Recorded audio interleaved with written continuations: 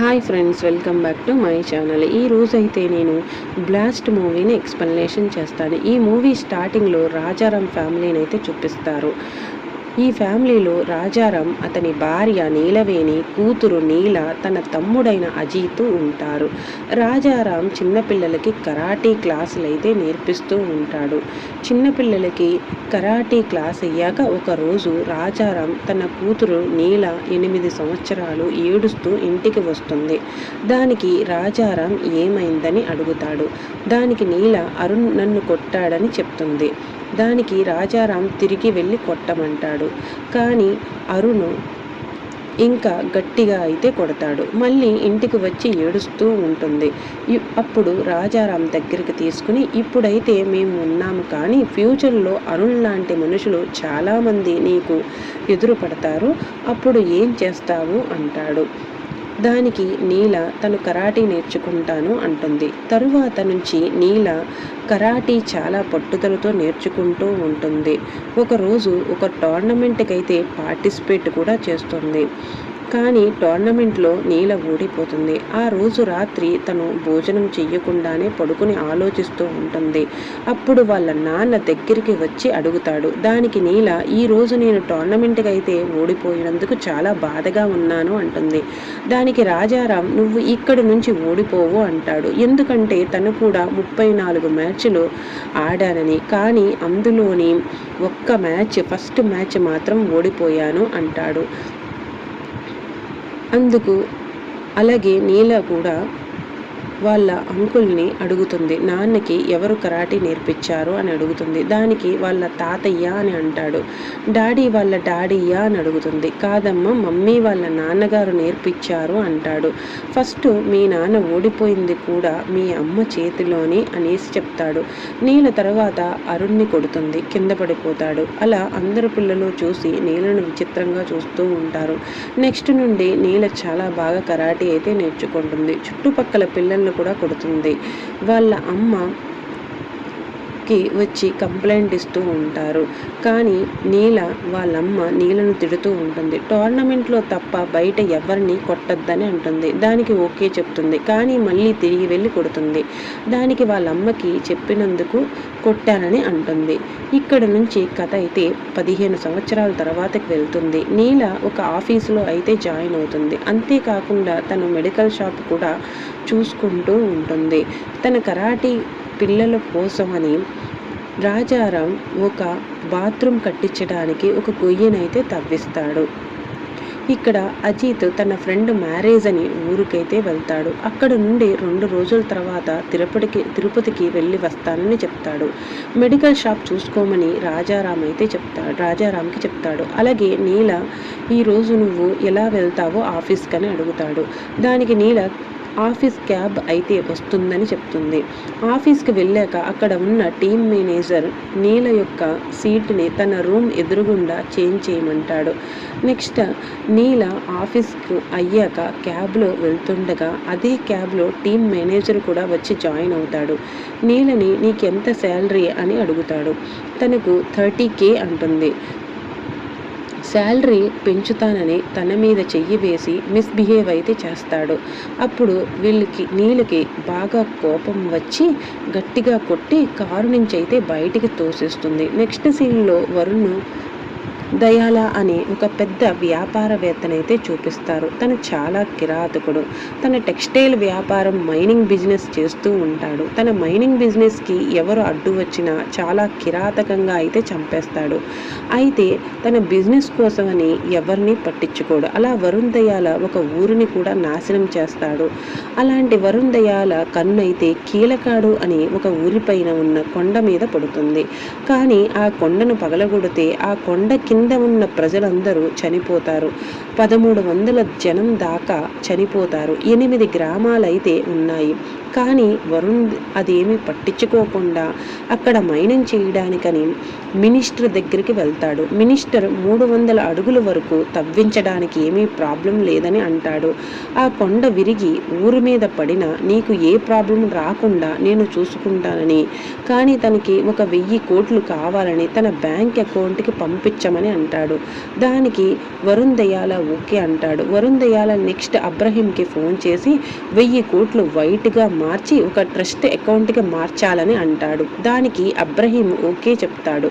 Next Karthikeya social environmental work. అతను వరుణ్ దయాల చేస్తున్న textile mining వల్ల ఎన్నో గ్రామాలు నాశనం అయినాయని, అదే విధంగా ఎంతో మంది చనిపోయారన్న అన్ని డీటెయిల్స్ని ఫైల్ చేస్తాడు. ద్వారా సాక్ష్యాధారాలు కూడా సంపాదిస్తాడు. కానీ వరుణ్ దయాలకి ఈ విషయం తెలిసి తను కృపాకరణ్ అనే రౌడీకి ఫోన్ చేసి చెప్పి కార్తికేయనైతే చంపమంటాడు. కృపాకరణ్ దానికి తన తమ్ముడైన శివకి చెప్పి వాళ్ళ ఇంట్లో ఉన్న వాళ్ళందరినీ చంపేస్తాడు. అబ్రహీము 1000 కోట్లు మార్క్ అనే వ్యక్తి దగ్గరికి తీసుకుని వెళ్తాడు. మార్క్ ఈ 1000 కోట్లు డీలరు అకౌంట్కి చేరుకుంటాయి. నువ్వు దుబాయ్ వెళ్ళి ఈ 100 రూపాయల నోటును చూపిస్తే వాళ్ళు ట్రస్ట్కి ట్రాన్స్ఫర్ చేస్తారని అంటాడు. నెక్స్ట్ సీన్లో పోలీసులు డ్రంక్ అండ్ డ్రైవ్ టెస్ట్ చేస్తుండగా దగ్గరలో ఒక కార్ యాక్సిడెంట్ అయితే అవుతుంది. దానికి పోలీసులు అక్కడికి వెళ్ళి చూడగా అందులో అబ్రహీం అని ఉంటాడు. తన హాస్పిటల్ని తీసుకుని వెళ్ళి ట్రీట్మెంట్ అయితే చేయిస్తారు. కారు కరెంటు ట్రాన్స్ఫార్మర్కి తగిలి ఉండడం వల్ల అబ్రహీం స్పృహ తప్పి కోల్పోతాడు. ఈ విషయం వరుణ్కి తెలిసి తన మనుషులను పంపించి హాస్పిటల్ నుండి బయటికి తీసుకురమ్మంటాడు. అబ్రహీం తీసుకురావడానికి వెళ్తారు. కానీ అరుణగిరి అనే పోలీస్ ఆఫీసరు అబ్రహీంని చంపడానికి వచ్చారనుకుని తుపాకీ తీస్తాడు. కానీ వాళ్ళు భయపడరు. మేము చాలామంది ఉన్నాము, నీ గన్నులో 6 బుల్లెట్స్ మాత్రమే ఉన్నాయి అంటారు. అప్పుడు అబ్రహీంకి అయితే గురి పెడతాడు. వాళ్ళందరినీ భయపెట్టడానికని అబ్రహీం కాలు మీద అయితే కాలుస్తాడు. వరుణ్ దయాల మనుషులందరూ అక్కడ నుండి వెళ్ళిపోతారు. అక్కడి నుంచి హాస్పిటల్ సెక్యూరిటీ పెట్టిస్తాడు. తన గురించి ఎవరు వరుణ్ దయాల అని ఎంక్వైరీ చేస్తూ ఉంటాడు. కొంతసేపటి తర్వాత అబ్రహీంకైతే స్పృహ వస్తుంది. పోలీసులందరినీ చంపి అక్కడ నుండి కృపాకరణ్ అనే రౌడీ దగ్గరికి వెళ్తాడు. తన కాలికి తగిలిన గాయం ప్రమాదమని డాక్టర్ చెప్తాడు. దానికి మెడిసిన్ వాడమని అంటాడు. కానీ ఆ మెడిసిన్ ప్రిస్క్రిప్షన్ లేకుండా ఇవ్వరంటాడు. దానికి మెడిసిన్ ఇవ్వరని అంటాడు. అప్పుడు కృపాకరణ్ నీ గ్యాంగులో కొత్తగా ఎవరైనా ఉంటే వాళ్ళని పంపించి తెప్పించమంటాడు. ప్రిస్క్రిప్షన్ అడిగితే కత్తి చూపించమంటాడు. అప్పుడు తన గ్రూపులో కొత్తగా చేరిన టోబీని మెడికల్ షాప్కి అయితే పంపిస్తారు. మన టోబీ కూడా పాపం నీల యొక్క మెడికల్ షాప్కే వెళ్తాడు. నేను టాబ్లెట్స్ అడుగుతాడు నీలని. నీల ప్రిస్క్రిప్షన్ కావాలి అంటే కత్తి చూపిస్తాడు. దానికి నీలకి కోపం వచ్చి కొట్టబోతుంది. కానీ కరెక్ట్గా అదే టైంలో వాళ్ళ అమ్మ ఫోన్ అయితే వస్తుంది. వాళ్ళమ్మ ఎవరిని కొట్టద్దన్న మాటలు గుర్తుకు వచ్చి ఆగిపోయి టాబ్లెట్స్ అయితే ఇస్తుంది. కానీ తన మెడలో ఉన్న చైన్ కూడా అడుగుతాడు. అప్పుడు ఇవ్వనని గట్టిగా కొడుతుంది. చుట్టుపక్కల ద్వారా పోలీసులకు వచ్చి టోబీని అయితే తీసుకుని వెళ్తారు. తను వచ్చి కంప్లైంట్ ఇస్తానని చెప్తుంది. ఇక్కడ అబ్రహీం వరుణ్ దయాల ఫోన్ చేసి 100 రూపాయలు నా దగ్గర ఉంది, నువ్వు ప్రైవేట్ జెట్నైతే రెడీ చేయమంటాడు. దానికి ఓకే అంటాడు. పోలీసు స్టేషన్కి వెళ్ళిన టోబీకి శివ ఫోన్ చేస్తూ ఉంటాడు. కానీ టోబీ అయితే ఫోన్ స్విచ్ ఆఫ్ అయి ఉంటుంది. టోబీ ఫోను అక్కడే ఉన్న ఛార్జ్ పెట్టిన ఒక పోలీస్ ఆఫీసర్ ఫోన్ తీసుకుని టాయిలెట్కని చెప్పి బాత్రూమ్కి అయితే వెళ్ళి శివకైతే ఫోన్ చేస్తాడు. అక్కడ నుంచి ఇది జరిగిన విషయం అయితే చెప్తాడు.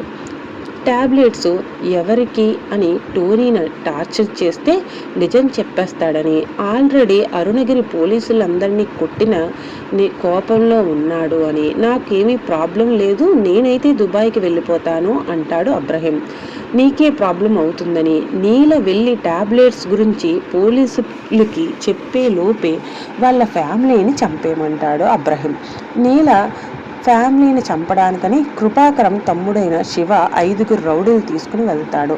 కంప్లైంట్ ఇచ్చి వచ్చిన నీల మీద నీలవేణి, నువ్వు ఇలాగే కోర్టు కేసు అని తిరిగితే పెళ్లి జరగడం కష్టంగా అవుతుందని కంప్లైంట్ వెనక్కి తీసుకోమంటుంది.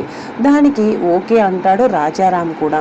నీల కానీ అప్పటికి ఇంట్లోనే ఉన్న శివ మనుషులు నీలవేణి రాజారాంపై దాడి చేస్తారు.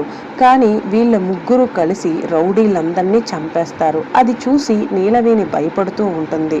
ఆ శవాలను అన్ని రాజారాం తన బాత్రూమ్ కట్టించడానికి వేసిన గోతిలో అయితే పెట్టి పాతేస్తాడు. అక్కడ నుండి వాళ్ళ కేసు వెనక్కి తీసుకోవడానికి పోలీస్ స్టేషన్కి వెళ్తారు. కానీ ఇక్కడ ఒక ప్రాబ్లం అయితే వస్తుంది అబ్రహీంకి. తను పెట్టిన 100 రూపాయలు పెట్టిన పర్సు అయితే దొరకదు. ఇంతకీ అది వరుణ్తో మాట్లాడుతుండగా కింద పడిపోతుంది. దానిని అక్కడే చూసిన రౌడీ అయితే టేబుల్ మీద పెడతాడు. కంగారులో శివ తన పర్సులో తీసుకుని పోయి అబ్రహీం యొక్క పర్సును అయితే తీసుకుంటాడు. కృపాకరణ్ శివకి ఫోన్ చేస్తుంటే శివ ఫోన్తో పాటు మిగిలిన రౌడీల ఫోన్ అందరిది స్విచ్ ఆఫ్ అయి వస్తుంది. కృపాకరణ్ కృష్ణ అనే రౌడీకి ఫోన్ చేసి రాజారాం ఫ్యామిలీ ఎక్కడ ఉన్నారని చూడడానికి వెళ్ళమంటాడు. కృష్ణ వాళ్ళందరూ చాలా హ్యాపీగా టీవీ చూస్తున్నారని, మన శివన్న అక్కడికి వెళ్ళలేదు అన్న విషయం చెప్తాడు. వాళ్ళ జీపు కూడా రాజారాం ఇంటికి కొంచెం ముందే ఆగిపోయిందని, దానికి ఎవరో అన్నని తీసుకువెళ్ళారని అంటాడు. ఇక్కడ టోబీ పోలీసులు అంతా చెప్పేసి ఉంటాడని, పోలీసులు తన తమ్ముడు అందరినీ తీసుకుని వెళ్ళిపోయారేమని పోలీస్ స్టేషన్ దగ్గర ఉన్న ఒక రౌడీకి ఫోన్ చేసి స్టేషన్కి వెళ్ళి చెక్ చేయమంటాడు కృపాకరణ్. అప్పుడు కృపాకరణ్ చెప్పిన మనిషి అక్కడికి వెళ్ళి ఎవరూ లేరని, పోలీసులు ఎక్కడో దాచి ఉంటారని అంటాడు. వెంటనే ఎక్కడ ఉన్నారో కనిపెట్టమంటాడు అబ్రహీం. దొంగతనం కేసు కంప్లైంట్ వెనక్కి తీసుకోవడానికి నీల వాళ్ళ నాన్న వెళ్తారు. కానీ అదే సమయంలో కృపాకరం పోలీసులకు ఫోన్ చేసి తన తమ్ముడు ఎక్కడ దాచావో చెప్పమంటాడు. లేదంటే నీ కొడుకుని భార్యను మేము ప్రాణాలతో పంపించమని అంటాడు. నీ తమ్ముడిని తీసుకుని వెళ్ళలేదని ఎంత చెప్పినా వినడు. నువ్వు అబద్ధాలు చెప్తున్నావని, నువ్వు తమ్ముడిని పంపించు, నీ భార్య కొడుకుని తీసుకుని వెళ్ళమని చెప్తాడు. దానికి కూడా తనకి 1 గంట టైం అయితే ఇస్తాడు. 1 గంట లోపల నువ్వు తీసుకుని రాకపోతే నీ భార్య కొడుకుని చంపేస్తాను అంటాడు. ఆ వాయిస్ టోబీకి వినిపించి పోలీస్ ఆఫీసరు ఎవరని అడుగుతాడు. దానికి పూర్ణ మార్కెట్ రౌడీ అని చెప్తాడు. తన తమ్ముడు శివ ఎక్కడున్నాడని అడిగితే శివ ఎక్కడ ఉన్నాడో తనకి తెలియదు అంటాడు. మరో పోలీసు ఏమైంది సార్ అని అడుగుతాడు. దానికి కృప వాళ్ళ తమ్ముడు 5 రౌడీలు మన దగ్గర ఉన్నారు అనుకుని నా కొడుకుని భార్యని కిడ్నాప్ చేశారని, 1 గంట లోపల తీసుకుని రాకపోతే నా భార్య కొడుకుని చంపేస్తానని అంటాడు. అదే టైంలో అబ్రహీంకి వరుణ్ ఫోన్ చేసి ప్రైవేట్ జట్టుకి పర్మిషన్ దొరకలేదు, ప్రాబ్లం అయిందని నా మేనేజర్ని పంపిస్తున్నాను, నువ్వు 100 రూపాయల నోటునిచ్చి పంపించమంటాడు. అబ్రహీం తన దగ్గర ఉన్న నోటు లేదని కానీ, కృపాకరం తమ్ముడు దగ్గర ఉందని కానీ, కృపాకరం తమ్ముడు కనపడడం లేదన్న విషయం ఏమీ వరుణ్ దయాలకి చెప్పడు. ఇంతలో కృపాకరణ్ అక్కడికి వచ్చి వరుణ్కి నిజం ఎందుకు చెప్పలేదని అడుగుతాడు. దానికి వరుణ్ దయాలకి మనం నిజం చెప్పినా నమ్మడు, డబ్బులు మనమే తీసేశాము అంటాడు. ఎవరో మేనేజర్ వచ్చే లోపల నేను శివని కనిపెడతాను, నువ్వు నీ దారిలో నువ్వు వెతుకుతూ ఉండమని చెప్పి అబ్రహీం తన కారును తీసుకుని వెళ్ళి ముందుగా మెడికల్ షాపులోనికి వెళ్ళి మెడికల్ షాపులో ఉన్న వ్యక్తి తల నరికి మందులు వేసుకుంటాడు. తర్వాత పోలీస్ స్టేషన్ నుండి వెళ్ళి ఒక పోలీస్ కానిస్టేబుల్ని కిడ్నాప్ చేసి శివ ఎక్కడ ఉన్నాడని అడుగుతాడు. దానికి పోలీస్ కానిస్టేబుల్ లేదు, మా ఎస్ఐ అరెస్ట్ చేయలేదని, ఆ కరాటీ మాస్టర్ ఫ్యామిలీ వాళ్ళు కూడా వచ్చి కేసు వెనక్కి తీసుకున్నారని చెప్తాడు. దానికి అబ్రహీంకి అయితే అర్థమవుతుంది వాళ్ళది కరాటీ ఫ్యామిలీ అని. డౌట్ వచ్చి డైరెక్ట్గా రాజారాం ఇంటికైతే వెళ్తారు. దానికి నీల వాళ్ళ అమ్మతో ఇన్స్పెక్టర్ కొడుకు భార్య ఎక్కడ ఉన్నాడో వీడికైతే తెలుస్తుంది అంటుంది. అమ్మ వాళ్ళపై వాళ్ళ మనిషే అయి ఉంటాడు అంటుంది. వారిపై అటాక్ చేస్తాడు. అబ్రహీం కూడా చాలా సేపు అయితే ఫైట్ చేశాక అబ్రహీము నీలవేణితో శివ ఎక్కడ ఉన్నాడని అడుగుతాడు. అదే టైంలో రాజారాంకి చుట్టుపక్కల ఉన్న వాళ్ళు మీ ఇంట్లో టీవీ సౌండ్ గట్టిగా వస్తుందని ఫోన్ చేస్తారు. అబ్రహీం ఫైట్ చేస్తూ రాజారాంతో ముఖం మీద పిండి కొట్టి చంపబోతాడు. అదే టైంలో తన తమ్ముడైన అజయ్ వచ్చి అటాక్ చేస్తాడు. ఇక్కడ ఏమిటంటే రాజారాం తమ్ముడు కూడా కరాటీ ఫైట్ అని తెలుస్తుంది. వీళ్ళందరూ అబ్రహీం ద్వారా ఇన్స్పెక్టర్ కొడుకు ఎక్కడ ఉన్నారో తెలుసుకుని నీలా మరియు రాజారాం వెళ్ళి అక్కడ ఉన్న రౌడీలందరినీ కొట్టి అక్కడ నుండి 100 రూపాయల గురించి కూడా ఆ ఊరి గురించి కూడా తెలుసుకుంటారు.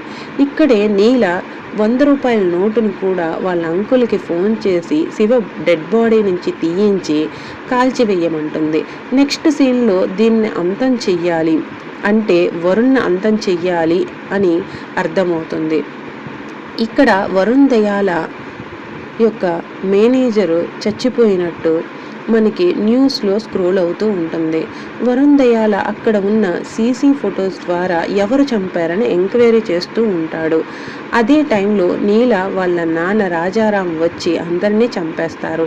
ఇక్కడితో మనకైతే కథ ముగుస్తుంది. ఇదే విధంగా రాజారాం నీల ఆ ఊరిని కాపాడి గ్రామస్తులందరి ప్రాణాలను అయితే కాపాడతారు. Please subscribe to my channel.